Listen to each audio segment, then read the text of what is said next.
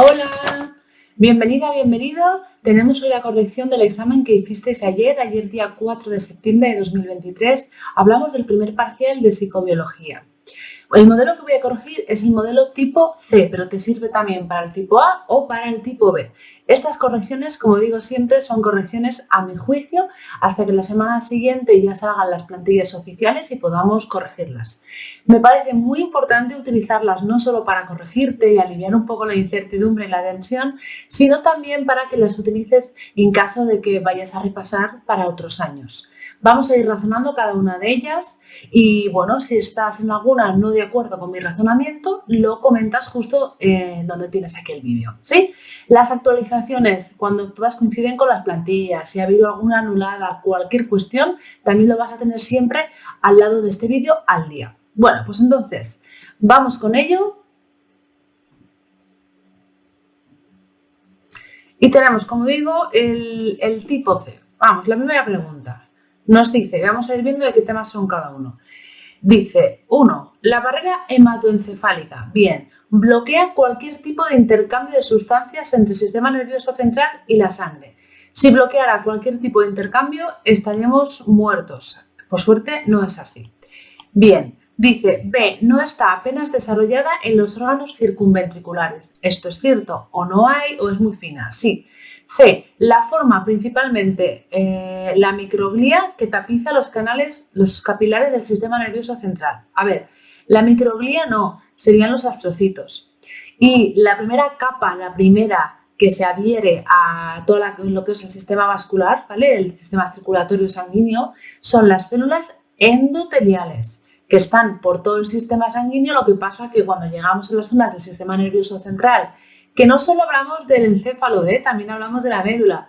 Están muy unidas y por lo tanto no es tan sencillo pasar a través de ellas, no hay ese hueco. Entonces la microglía no, sería astrocitos y además tendríamos que hablar de las células endoteliales. Por este motivo la C la eliminamos. Siguiente, D, es únicamente permeable al oxígeno y la glucosa. De nuevo, únicamente permeable al oxígeno y glucosa no. Por suerte no es así. Además, como hablamos de membranas, de células, son sobre todo ¿qué? Grasa, ¿no? Nos acordamos esa doble capa de lípidos. Entonces, es grasa fílica, que le atrae, que le gustan. Todas las sustancias que son de por sí lipofílicas, como puede ser el alcohol, por ejemplo, atraviesan tan tranquilamente. Entonces, esta también la descartaríamos. Luego la barrera hematoencefálica, gracias a que tiene diferentes proteínas insertadas formando canales, pues hay otras que pasan a través de ahí. Entonces, bueno, por diferentes motivos, como vemos, la que yo marcaría como correcta sería la B de Barcelona. No está apenas desarrollada. La 1 es el tema 6. Seguimos con la 2. ¿En qué fase del potencial de acción se encuentran? Y esto es importante, se encuentran inactivos, ¿vale? Inactivos, bloqueados. Bien, los canales de sodio dependientes de voltaje. En el periodo refractario absoluto, si están inactivos, no se puede volver a desarrollar el potencial de acción. Esto es correcto. B, en el periodo refractario absoluto, sí, y en el relativo. No, en el relativo sí se puede disparar el potencial de acción. Otra vez lo que pasa que el potencial de membrana dentro está muy hiperpolarizado, muy negativo, menos 90. Entonces, lo que sucede ahí es que es más difícil alcanzar o traspasar el umbral, ¿no?, de excitación. Pero cuando hablamos de inactivos es que es imposible en ese tiempo. Así que descartaríamos la B porque no es la de refractario relativo. Después, la C dice, en la fase final de la repolarización de la membrana. En la fase final no, en la fase inicial, en la inicial de la repolarización. Esa segunda parte estaría bien, ¿vale? Pero no es la fase final, sino la inicial. Y luego nos dice D, cuando la membrana llega al umbral de excitación. A ver, repetimos, ¿en qué fase se encuentran inactivos? ¿Cuando llega al umbral de excitación? No, tampoco. Tema 7, y yo esta pondría como correcta entonces la A, en el periodo refractario absoluto. Vamos con la 3. Dice, ¿quiénes tienen un grado de relación genética mayor? Bueno, pues esto podríamos encajarlo en el tema 3. Dice, A, 2 primos hermanos. Si eres primo, ya estamos hablando del 0,25 hermanos, o sea, bueno, ahí hay una proporción no muy alta, vamos a seguir. La B nos dice 2 ratas topo hermanas. a las ratas topo, las lampiñas que estudiamos en el tema, que están cieguitas estas. Entonces, bueno, esto en concreto sería más bien del tema 5, ¿vale? Que es donde vemos todo este tema. Las ratas topo tenían una correlación cercana, ¿vale? Una media más o menos a 0,8 y por ese motivo, ¿vale? Es que las eusociales tienden más a cuidarse entre ellas. Hay una hembra que es la madre de todas, ¿no? Que es la que tiene las crías, y cuando hablamos de las ratas topo, recordar que son diploides, ¿vale? Diploides, tienen 2 pares de cromosomas. Luego nos dice una rata macho y su cría. Bueno, la rata macho y la cría serían el 50%, 2 estorninos de la misma nidada. Pues aquí de media, en principio, si son hermanos, si son del mismo padre, ¿no? Pues entonces sería de media también el 50%. Por lo tanto, esta yo marcaría la 3, la B de Barcelona, y considero que es el tema 5, por el tema de las ratas topo, claro. Vamos con la 4. Dice, los hallazgos actuales dentro del campo de la genética sobre diferentes rasgos que son de naturaleza psicológica amplia, como es el caso de la orientación sexual, la religiosidad, sugieren que, bueno, estamos hablando de genética cuantitativa, esto sí que es tema 3, y esta es una información que la vemos al final del tema. La orientación sexual, la religiosidad, ciertas actitudes políticas, varias cosas, bueno, pues se ha visto, y esto es tal cual lo que dice el libro. Dice la A, no están influidos por factores genéticos. Esto es falso. ¿Y por qué es falso? Pues es falso porque se ha visto que tiene una heredabilidad en torno al 40%. Es decir, las diferencias genéticas en relación, las diferencias, me refiero a la población de orientación sexual, de religiosidad, de más cosas, se deben en un 40% a los diferentes genes. Entonces, buscaríamos la B, es tal cual, dice, presentan una heredabilidad media en torno al 40%. Esto es totalmente así. Entonces, por descarte ya vamos viendo, tienen una heredabilidad baja, en torno al 10%. No, hemos dicho que es media. Y luego dice, presentan valores de heredabilidad alrededor del 90%. Que no, que tampoco. Así que nada. Y este sería el tema 3. ¿Vale? Entonces, bueno, podemos ir marcando. Este es el 3, este es el 5, este es el 7 y este es el 6. Vamos con la 5. Dice, el inicio del potencial de acción se debe a la apertura de, bueno, el inicio, ¿por qué? Canales de sodio dependientes de voltaje, tal cual. Canales NIP de calcio. Estos canales están en el botón, ¿vale? Tienen más que ver sobre todo con la liberación del neurotransmisor. Canales de sodio asociados a receptores ionotrópicos, canales de cloro dependientes de voltaje. Esta pregunta yo creo que es bastante clara y directa, ¿no? El inicio del potencial de acción se debe a que se abren los canales de sodio dependientes de voltaje. Entonces, esto es tema 7. Vamos con la 6. Dice, el razonamiento fluido es un rasgo poligénico, es decir, que depende de varios genes. Supongamos que en esa capacidad cognitiva influyeran 7 genes aditivos, con 2 alelos cada uno. Aditivos quiere decir que cada uno aporta su parte. Y sabiendo que los alelos, bueno, son A, B, C, D, F, G, bien, son 7, aportan cada uno una unidad de riesgo, y que los alelos TARS pues son recesivos y no aportan nada. ¿Cuántos fenotipos, ¿vale? Es decir, apariencias distintas, diferentes, presentaría una población descendiente de heterocigotos, es decir, que tienen uno dominante y uno recesivo, uno dominante y uno recesivo. Eso quiere decir, para todos los alelos.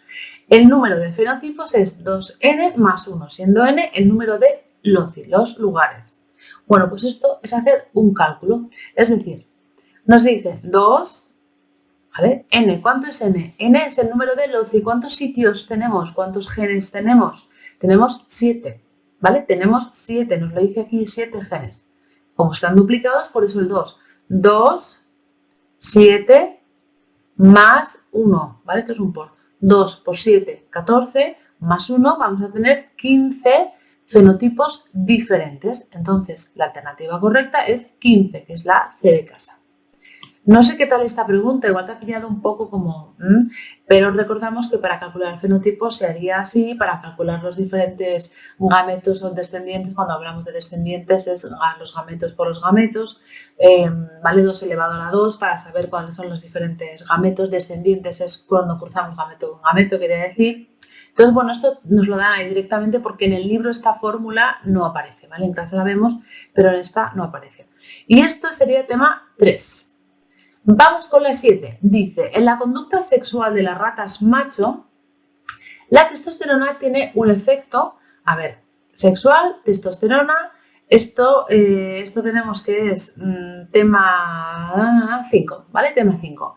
A ver, la testosterona tiene un efecto activacional, correcto. Cuando llega ya la edad madura, la testosterona activa el comportamiento de monta, ¿no? Sí. B, organizacional, total. Es necesario que en el periodo de desarrollo, cuando está dentro, ¿vale?, del vientre de su madre, esté la testosterona para que organice a nivel del sistema nervioso central. Esto es verdad. Por lo tanto, activacional y organizacional, sí, correcto. Y esto, como digo, del 5. Ninguno de los citados, vale, pues mira, sí, ¿vale? Es el 5. Bueno, vámonos con la 8. La 8, esta es del tema 1 y dice, el estudio de las bases psicobiológicas de las emociones empleando animales en laboratorio ha demostrado la implicación de los núcleos de la amígdala en emociones como el miedo y la ansiedad. Bien, suponga, es decir, nos está diciendo que vamos a estudiar a nivel psicobiológico. Las emociones se van a utilizar animales de laboratorio. Se ha demostrado que que ciertas zonas de la amígdala tienen que ver o están involucradas en emociones como el miedo y la ansiedad. Bien, suponga que en una investigación con un antagonista, es decir, que va a impedir a la sustancia que haga su efecto, ¿no? A un antagonista de los receptores opioides, entonces va a hacer que los opioides no puedan ocasionar su efecto. En este caso siempre normalmente es relajar y tal. Bueno, se entrenó a los animales a una prueba de miedo condicionado, así como en otra de laberinto elevado, para evaluar la ansiedad. Entonces, ¿qué pasa? Vamos a evaluar el miedo y vamos a evaluar la ansiedad. Y se les va a dar un antagonista. Bueno, una vez entrenados, a los animales se les implantaron cánulas en los núcleos basolateral y central, esto es de la amígdala, tras la microinfusión de un antagonista a través de las cánulas, a ver, por partes. Primero lo que se hace es que se les entrena para que los animales sepan, pues, sepan estar por el laberinto y por otra prueba, que supongo, porque aquí dice entrenados, vale, no especifica, entonces entiendo que a una prueba y otra, dependiendo cuál sea la del miedo. Una vez ya están entrenados, con una microinfusión de un antagonista. Se les da un antagonista a través de unas cánulas. Bien, los resultados indicaron que el antagonismo en los receptores opioides, es decir, para el núcleo basolateral y el central de la amígdala, disminuye el miedo. El miedo disminuyó. Solamente en el basolateral es cuando produjo efectos ansiolíticos, es decir, rebajar la ansiedad. Bueno, y entonces me viene a preguntar, ¿cuáles son las variables dependientes? Es decir, las que se han visto alteradas por mi intervención de esta investigación. ¿Y en qué disciplina psicobiológica las encuadraría? ¿Cuál es la variable independiente? La variable independiente es el antagonista que les hemos administrado. ¿Cuál es la variable dependiente o variables en este caso? El miedo y la ansiedad. ¿Vale? Bueno, pues la A nos dice la variable dependiente es la microinfusión del antagonista. No, eso sería la independiente. Fuera. Directamente la descartamos. La B dice es el miedo condicionado, perfecto, en el entrenamiento y las cánulas implantadas. No, tampoco. Eliminada. Nos dice C. Miedo condicionado, sí, y los efectos ansiolíticos, ¿vale? Perfecto, perfecto.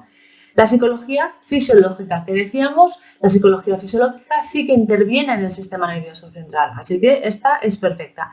Y la D dice los efectos ansiolíticos, ¿vale? Y la prueba del laberinto elevado. La prueba del laberinto elevado se utiliza para medir los efectos ansiolíticos, estamos diciendo lo mismo, ¿vale? Y luego la neurociencia cognitiva tiene que ver con el estudio de procesos superiores, pero en humanos, entonces doblemente no. Así que esta yo elijo la C de casa. Vamos con la 9. Dice, ¿cuál de los siguientes compuestos se considera un mensajero transcelular y un segundo mensajero? A ver, mensajero transcelular, el óxido nítrico, que tenemos, que la fórmula es así, ¿vale? El óxido nítrico es un mensajero transcelular, es un gas soluble, está perfecto, sí, esta estaría bien. El dióxido de carbono, que es CO2. A ver, estudiamos que junto con el óxido nítrico tenemos el monóxido de carbono, CO. Los dos cumplen la condición de que son mensajeros transcelulares, pero el monóxido no es segundo mensajero, y además aquí dice dióxido, pero así repasamos. Entonces, está fuera. El AMPC cíclico sí que es mensajero de segundo mensajero, es verdad, está muy bien, pero no es un mensajero transcelular. Entonces, está fuera.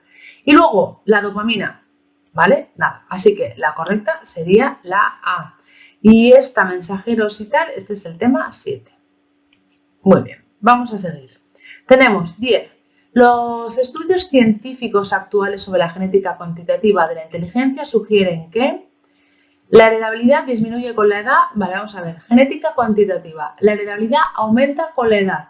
¿Vale? Con la edad aumentan las diferencias genéticas, marcan más las diferencias de rasgo. ¿La heredabilidad disminuye con la edad? No, mentira. Fuera. Luego nos dice, el valor más alto de heredabilidad se obtiene entre los 2 y 4 primeros meses de vida. A ver, si estoy diciendo que aumenta con la edad, la más alta no va a ser los 2 primeros 4 meses de vida. Así que tampoco.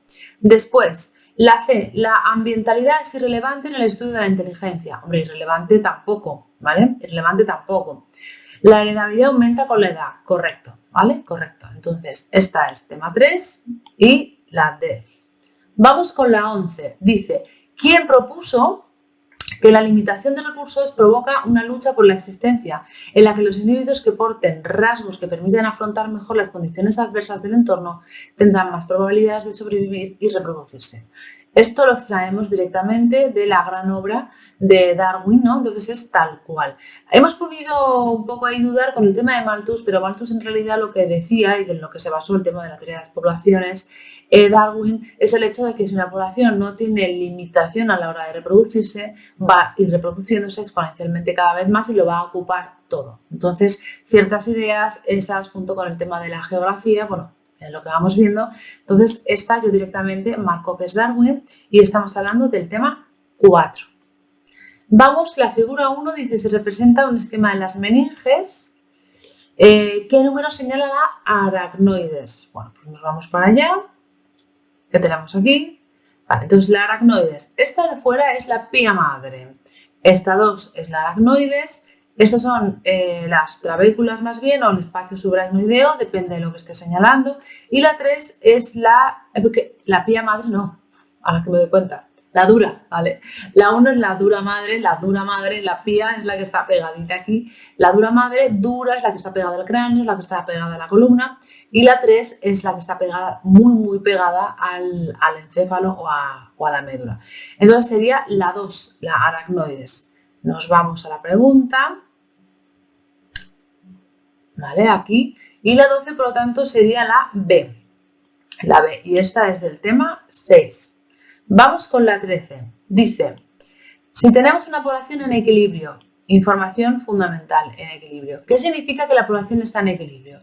Significa que los homocigóticos dominantes es igual a que yo coja la frecuencia del alelo dominante y lo eleve al cuadrado. Son iguales. Para los heterocigotos cojo y multiplico 2 veces el del alelo dominante por el del recesivo. Y los homocigóticos recesivos se cumple que yo cojo los alelos recesivos, los elevo al cuadrado y ahí lo tenemos. Esto solamente, esta equivalencia solo la podemos hacer porque está en equilibrio. Seguimos. Nos dice, en la que existe un gen con 2 alelos y con una relación de dominancia entre ellos. Por suerte, como siempre. ¿Cuál será la frecuencia del genotipo homocigoto recesivo? Que me está pidiendo el genotipo homocigoto recesivo. Me está pidiendo la R.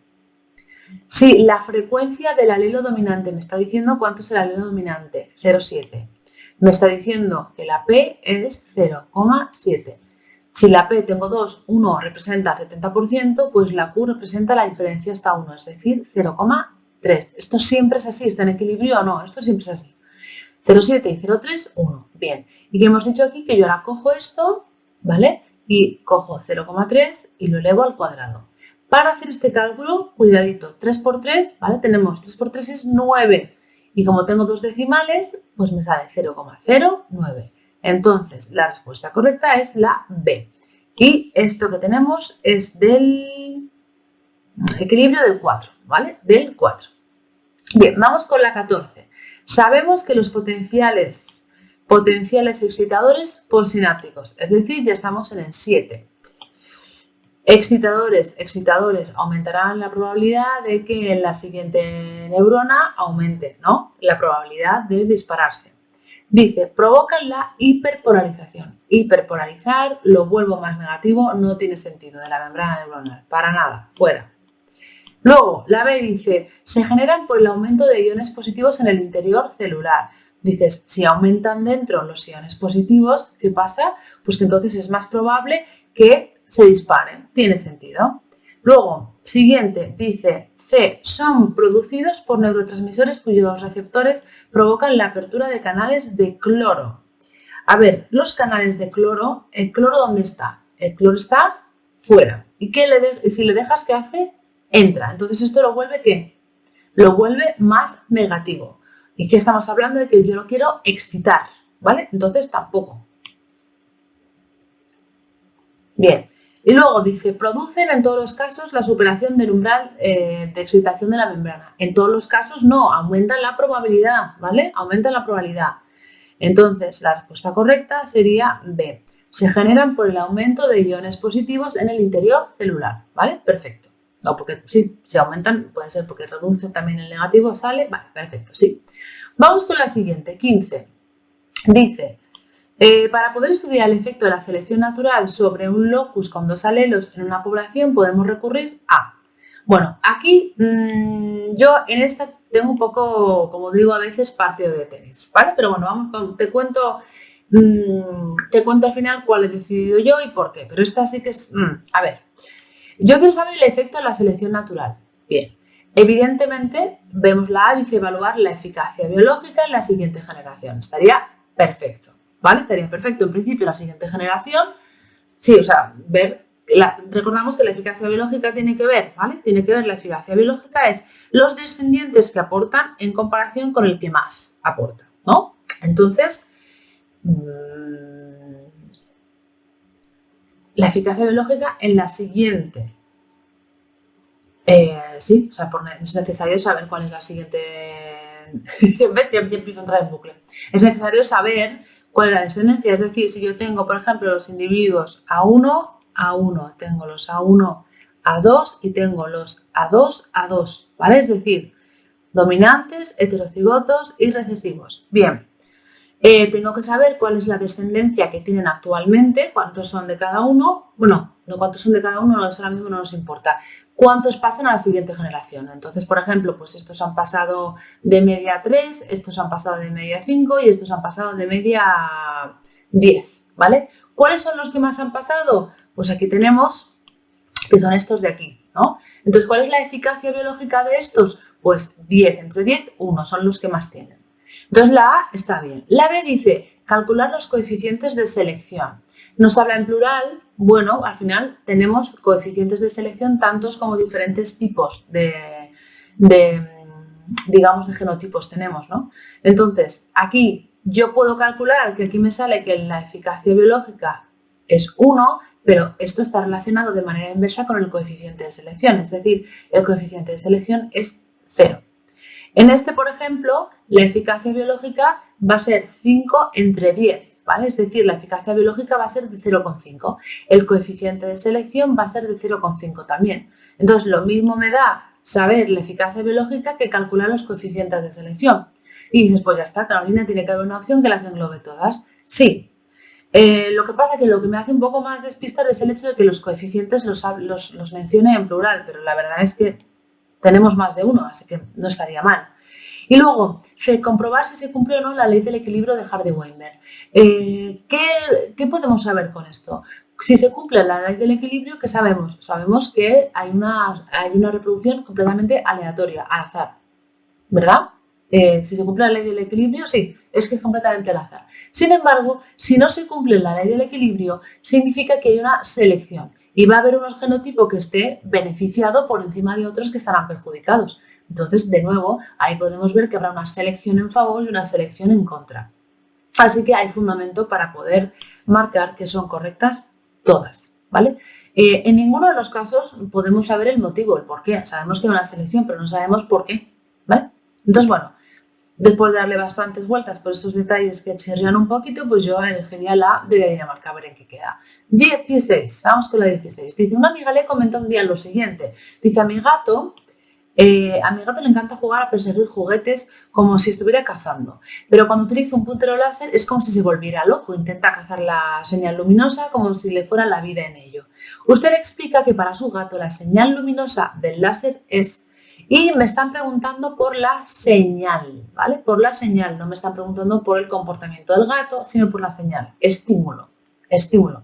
Recordamos que esto lo tenemos y lo vemos en el tema 5, tenemos el complejo estímulo, organismo, respuesta. Entonces se están centrando en el estímulo. Bien, dice, es un mecanismo desencadenador innato. ¿Dónde encajamos el mecanismo? En el organismo, no vale. Por eso fuera. Después, B, mecanismo de acción fija. El mecanismo de acción fija es la respuesta. Por ese motivo tampoco encajaría. C, una pauta de acción fija. ¿Qué es una pauta de acción fija? Es una respuesta, ¿vale? Por esto tampoco encajaría. Y es un estímulo súper normal. Es decir, tiene unas características exageradas, supongo que será en el color, en la velocidad, y eso hace que también la respuesta sea exagerada. Esto no siempre es adaptativo, ¿vale? Así que un estímulo súper normal. Bien, vamos con la 17. Dice, en relación con las mutaciones, sabemos que, a ver, vamos a ver, dice, ¿aparecen al azar? Pues sí, y la selección natural se encarga de determinar su efecto sobre la eficacia biológica. Bueno, aquí cuando he leído esta frase, porque claro, tenemos los planteamientos seleccionistas y luego tenemos los neutralistas, ¿no? Los neutralistas que vienen a decir que dependiendo de la zona donde se dé la mutación, la selección natural no puede afectar sobre ello.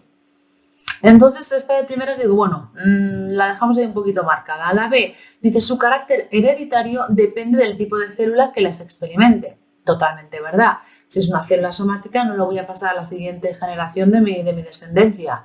Pero si me sucede en mis óvulos, pues sí, entonces esta está bien. C, tiene un carácter preadaptativo, es decir, suceden antes. Correcto, ¿vale? Esto es verdad. ¿Todas son correctas? Bueno, pues entonces vamos a ser seleccionistas completamente y sería la A. Y esta es del tema 4, ¿vale? Del tema 4. Tema de mutaciones 4. Vámonos con la 18. Dice, respecto al transporte de sustancias en el interior neuronal, sabemos que el flujo axónico lento se produce solo desde los terminales. Vale, bueno, vamos por partes. Tenemos dos tipos. Tenemos el que va hacia adelante, que es anterógrado, y el que va hacia atrás, que es retrógrado. Hacia adelante es desde el soma a los botones terminales, ¿vale? Es decir, tenemos aquí el soma de la neurona y este es el axón. Entonces, anterógrado va desde el soma hasta los terminales. Retrógrado hacia atrás, desde los terminales hacia el soma. Bien, el truco que utilizo yo es retrógrado R rápido. Es únicamente rápido hacia atrás, ¿vale? R rápido. Bien, entonces, ¿qué significa? Que el anterógrado es de los dos. Es rápido y es lento, ¿sí? Rápido y lento. Bueno, pues entonces en función de esto vamos a ver las alternativas. Ah, dice, el flujo axónico lento, que lo tenemos, se produce solo desde los terminales axónicos hacia el soma. No es verdad, es el anterógrado. La A falsa por este motivo. Después la B dice, se denomina retrógrado, ¿vale? Cuando va desde el soma, no, tampoco, fuera. C, se denomina retrógrado cuando va desde los terminales presinápticos al soma, perfecto. Y siempre es un flujo rápido, pues sí, retrógrado, rápido, correcto. ¿Y la A y la C son correctas? No. Así que únicamente la C. Y esta es el 6. Esta es el 6. Vale. Seguimos. 19. Dice, 19. En relación con la circulación anterior, la que va delante del encéfalo, sabemos que juegan un papel fundamental. Vale, tenemos aquí, este es tema 6 también. La parte de delante, fíjate. Arterias vertebrales, ¿dónde están las vértebras? Detrás, este es el posterior, nada. Arterias cerebrales posteriores, te lo dije, posterior, no. Arteria basilar, las vertebrales se unen a la altura más o menos del puente y tenemos la basilar, como digo yo, VB, nada, posteriores. Arteria Carótida interna, carótida, a la cara, anterior, correcto. La D de Dinamarca. Vamos con la 20. Y la 20 nos dice, ¿cuál de las siguientes afirmaciones no es correcta con respecto a la teoría del forrajeo óptimo? Bueno, a ver, vamos a ver. Festival un poco, pero no, pero bien, este es el tema 5. Me encanta que siempre son del tema 5, del 4, el que se ponen creativos, así que nos reten a sacar lo mejor. Vamos allá. Dice, la que no, ¿vale? Forrajeo óptimo. A ver, dice, la A. Bueno, cuando tenemos la negativa hay que recordar, por lo tanto, aunque sea muy obvio, que vamos a tener 3 que sí son correctas. Podemos ir a cazar las correctas y entonces la que ya quede como descarte será la incorrecta. La A dice, la estrategia que utilizan los estorninos a la hora de hacer incursiones fuera del nido para obtener larvas para sus polluelos se ajusta al teorema de los rendimientos decrecientes. Es cierto, esta es verdad. Cuanto más lejos, cuanto más le cuesta básicamente encontrar larvas para alimentar a sus polluelos, más va a llenar su boca, siempre entendiendo como la limitación biológica, ¿no?, del pico y todo esto, pero en principio esta es verdad. La B dice, es un modelo de optimización aplicable a estrategias de obtención de todo tipo de recursos. Aquí es cuando dices todo tipo, estudiamos la que tiene que ver con, es un comportamiento individual, no valdría enfrentado a otra persona, ¿no?, individual, y se estudia para recursos naturales. Entonces esa, la C dice, los alces dedican parte del tiempo a comer plantas acuáticas, sí, porque necesitan de ese sodio, esa cantidad necesaria, a pesar de tener menor aporte calórico que las plantas terrestres. Sí, lo que pasa es que lo hacen hasta cumplir su requerimiento necesario de sodio y ya luego van a comer fuera, con lo cual esta, pues sí, está bien, está bien.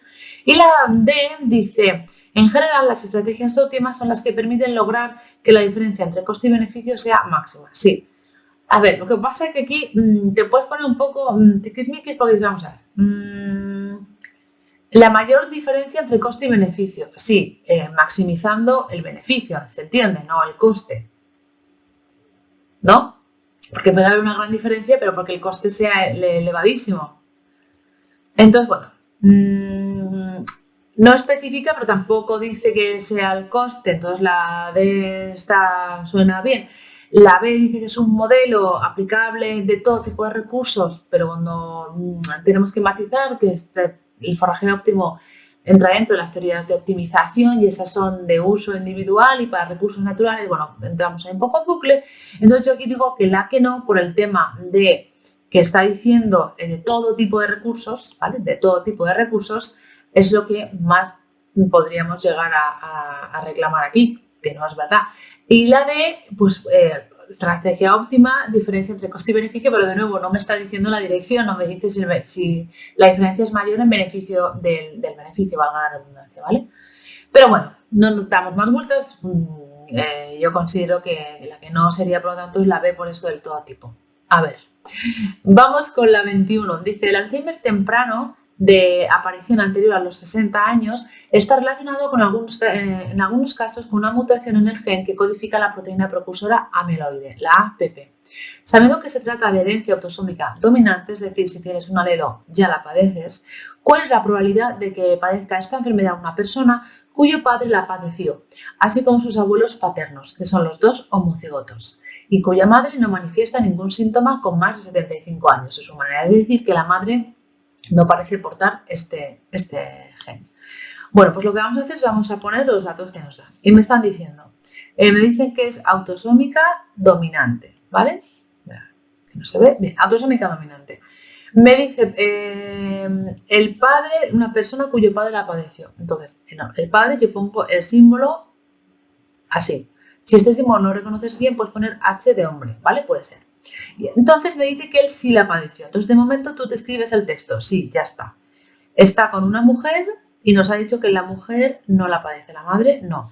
Y luego nos está hablando que abuelos paternos, ¿vale? Abuelos paternos, es decir, los padres de él. Padres de él nos está diciendo que tanto el padre como la madre, ¿vale? Hombre y mujer, son homocigotos y los dos la tenían. Entonces, si son homocigotos, ¿qué sabemos?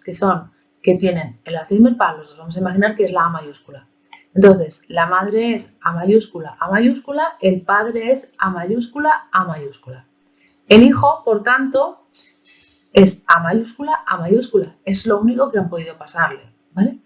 Bien, ¿qué pasa? ¿Qué sucede? Pues que a ti, tu padre, a ti tu padre te va a pasar uno de los dos y son dominantes. Me da igual lo que tenga la madre, que ya estamos viendo que va a ser homocigótica recesiva, ¿no?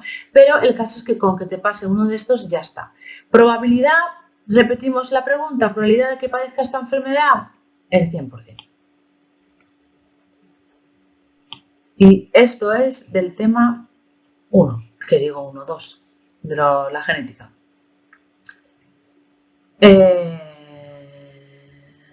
Sí, ¿vale? Así que seguimos. Dice 22. En lo que se refiere al factor G o inteligencia general, los estudios de genética cuantitativa sugieren que, vale, el factor G, que sabemos que tiene una alta heredabilidad, creo que era en torno, no me acuerdo si era 0,71 o 0,75, ¿vale? Pero es muy alta. Dice A, la influencia del ambiente compartido sobre el cociente intelectual es muy alta. La influencia del ambiente compartido es nula, prácticamente nula. Así que, nada, no es verdad. La B, a medida que aumenta la edad, crece la influencia del ambiente, que hemos dicho que a medida que aumenta la edad, crece la influencia de las diferencias genéticas. Así que, nada. La C, a medida que aumenta la edad, disminuye el valor de la heredabilidad. Y dale, que no disminuye, aumenta. ¿Vale? Entonces yo creo que por descarte esta se saca bien. Vamos a razonar porque es la D de Dinamarca. Dice los factores ambientales, antes de leerlo, vamos a lo que sabemos sobre el factor G, la inteligencia general. Vale, tiene una heredabilidad muy alta. Sabemos que parte son las diferencias genéticas y parte son las diferencias ambientales. Bien, sobre las diferencias ambientales que estudiamos, dos tipos, ¿no? La compartida y la exclusiva. Cuando hablamos de la compartida, hablamos de la casita. Y cuando hablamos de la, como yo digo yo, de exclusiva, esta. Bien. Si estamos diciendo que en torno al 70% más o menos tiene que ver con las diferencias genéticas y hemos dicho que el compartido prácticamente es nula, pues la otra parte de influencia que lo pone lo propio, lo exclusivo nuestro, ¿vale? D, los factores ambientales, que serían estos de aquí, que dan cuenta de la variabilidad fenotípica, estos que dan cuenta de lo diferentes que somos, ¿vale? Fenotípicamente de apariencia, no explicada por la variabilidad genética, es decir, la mayor parte se explica por la genética, ¿vale? Pero la que se explica por el ambiente, que son peculiares para cada individuo. Eso es lo que significa, ¿vale? Es decir, no comunes para quienes viven en un mismo entorno. La inteligencia general se debe sobre todo a las diferencias genéticas y las que tienen que ver con el ambiente, que son poquitas, son del ambiente exclusivo, no el compartido. ¿Sí? Por eso la correcta es la de Dinamarca y esto es la 3, ¿vale? Para el tema de la heredabilidad tengo un vídeo que lo explico todo detallado, todo lo que es el concepto, la genética y todas estas cosas. Te puedo dejar un enlace para que lo puedas ver. Vamos con la 23. Dice, cuando decimos que el código genético es degenerado y te puede venir el sinónimo redundante, quiere decir que hay tripletes sinónimos que codifican el mismo aminoácido. Esto es verdad totalmente, ¿vale? Y esto estamos hablando del tema 2. Luego dice, B, es un código sin superposición. De eso nada. Está sujeto a mutaciones constantes, hombre, constantes. O sea, hay equivocaciones y con la edad más se van acumulando, pero hombre, constante es un poco fuerte. Y todos los codones codifican aminoácidos. Ya vemos que no hay codones que no son información de inicio, otras de final. Y luego además el hecho de que me esté preguntando por la definición de degenerado como tal es la A. Vamos con la 24. La 24 dice los microtúbulos. Esto va a ser tema 6. ¿Se ocupan del transporte de sustancias entre el soma y los botones terminales? Sí. ¿Albergan ADN nuclear? No. Yo creo que igual querían inducir a que estuviéramos hablando de las mitocondrias que tienen... Pero bueno, nada, no, está eliminada. La C dice, son los componentes más abundantes del citoesqueleto neuronal. Si estamos hablando del citoesqueleto, no son los microtúbulos, sino son las neofibrillas, ¿vale? Las neofibrillas son las más abundantes, así que nada, está eliminada. Y luego la D dice, son las proteínas tubulares del ARN. Dices, a ver, proteínas, vale, tubulares, vale, del ARN, no, son las que se encuentran forman parte del citoesqueleto, ¿vale? Del citoesqueleto, así que nada. Esta, la correcta, sería se ocupan del transporte de sustancias entre el soma y botones terminales. Y como digo, la encajo en el 6. Vamos con la 25. Dice, en relación con los mecanismos de regulación de expresión génica. Ya estamos en el 2, ¿vale? Esto ya es 2. Sabemos que el modelo de Operon propuesto en 1961 por Jacob y Moroth es un ejemplo de regulación a largo plazo. No, es un ejemplo de regulación a corto plazo. B. La metilación, ¿vale? Evita la transcripción del gen al impedir la unión de la ARN polimerasa al promotor. Sí, la metilación es una regulación de la expresión génica a largo plazo. Esto en principio va bien. C. Los genes homeobox constituyen un mecanismo de regulación a corto plazo. No, a largo plazo. Marcan la diferenciación celular, que luego se va a heredar de madres a hijas. Nada, fuera. No es corto, es largo. La D. A mayor condensación, también una práctica de regulación a largo plazo, la condensación del ADN, mayor tasa de transcripción génica. O sea, cuanto más lo bloqueo, mayor se transcribe. No, es todo lo contrario, hay una relación inversa. Así que fuera. Bueno, pues esto nos deja para que la única correcta es la B de Barcelona. 26 dice, señale la respuesta correcta en relación con el estado de reposo en la membrana neuronal.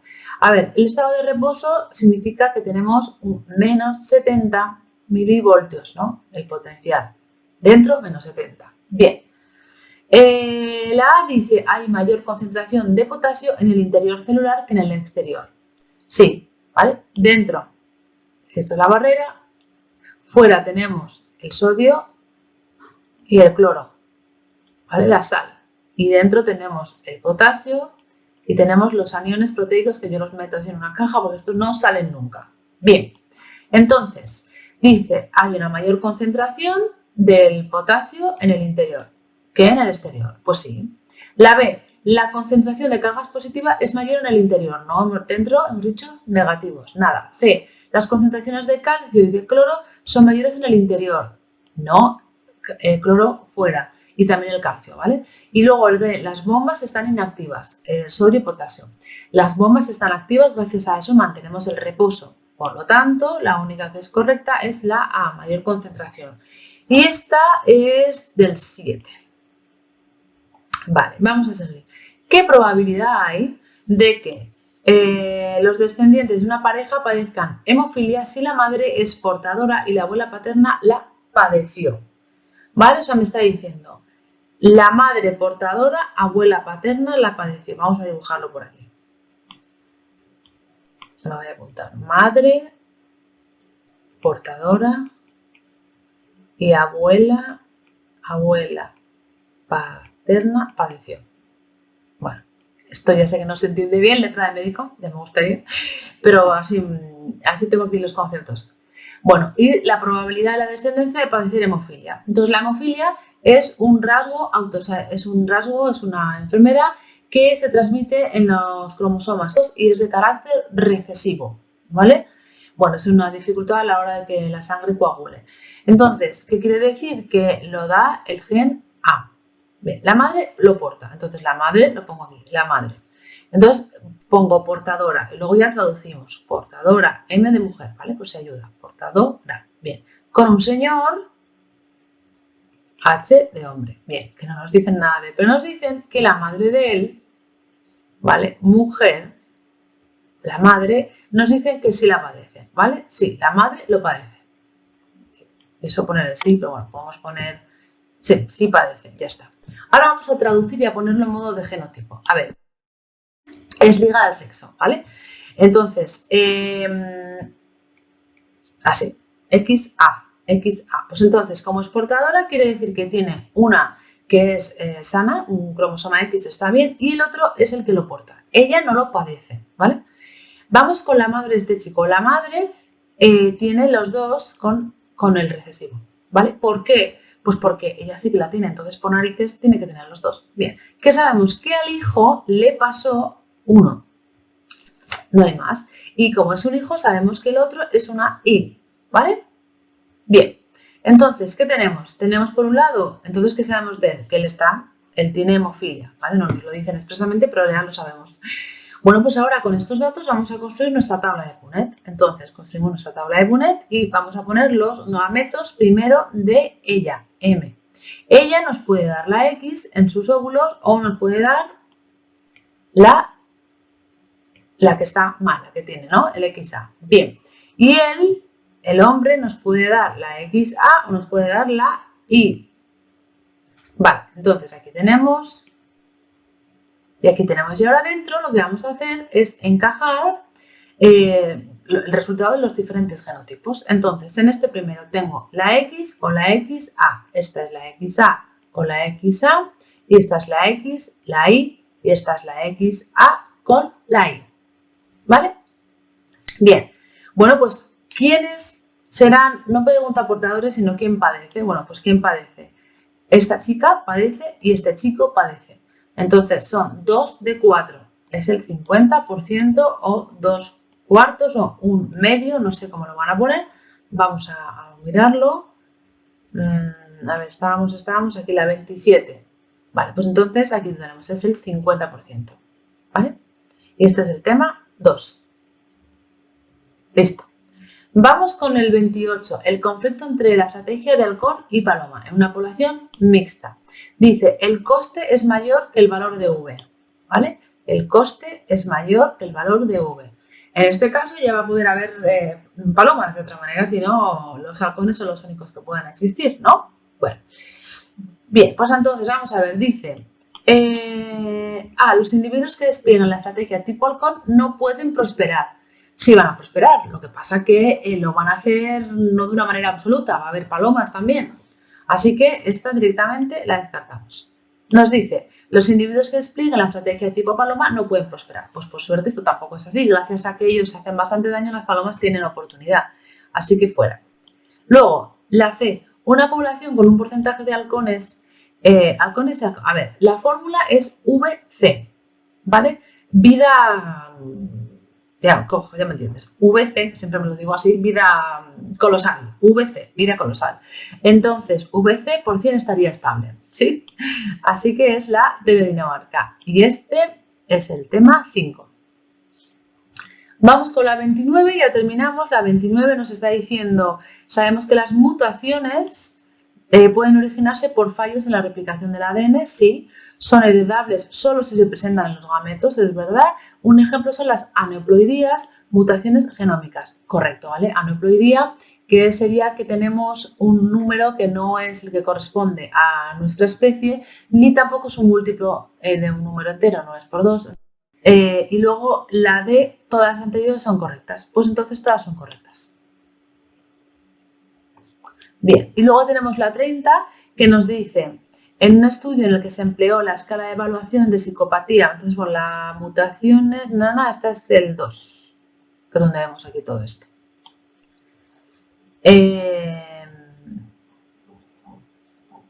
Aneuploidías.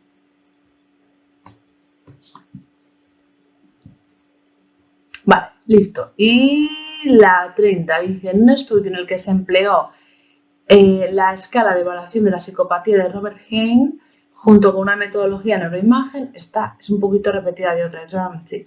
Para evaluar la relación entre el volumen de la amígdala y el grado de psicopatía medido por la escala de personas agresoras violentas, se encontró altos niveles de psicopatía se asociaban con un volumen reducido de amígdala.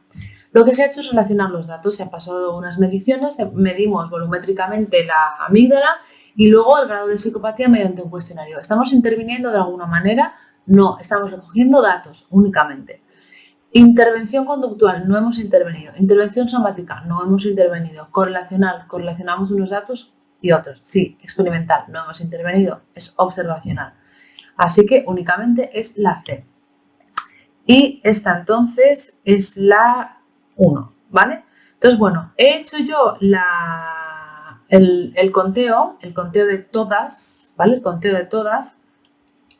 Y han caído, que es lo que yo suelo decir, del tema 1 han caído 2, del tema 2 han caído 5, del 3 han caído 4, del 4 han caído 4, del 5 han caído 5, del 6 han caído 5 y del 7 han caído 5. ¿Qué suelo decir yo? Que excepto del 1, que como mucho caen 2 o así, del resto, siempre en esta asignatura, por el momento, basándonos en exámenes hasta ahora, siempre caen 4 y luego las necesarias hasta llegar a 5, ¿vale? Y para que puedas ver que esto es así. Muy bien, pues estas, como digo siempre, son mis correcciones razonadas en función de muchos de ellos, un poco, ¿no? Algunas son directas del libro, otras no. El examen no ha sido un examen, la verdad que fácil, hombre, decir que un examen es fácil en psicobiología es demasiado. No ha sido muy asequible, ha tenido preguntas un poco, bueno, de darle a la cabeza, pero este primer parcial suele ser más exigente y bueno, espero que te haya ido bien. Que sepas que yo doy clases, en caso de que te venga bien, doy clases de esta asignatura, de psicobiología, doy clases también de psicología al aprendizaje y de las de estadística, introducción al análisis de datos de primero y las dos de segundo, diseños y psicometría. Y bueno, puede que este año amplíe con alguna otra que ya iré diciendo. Cualquier cosita, ya sabes dónde me tienes, me lo comentas en los comentarios, valga la redundancia, y nos vemos en la siguiente. Chao.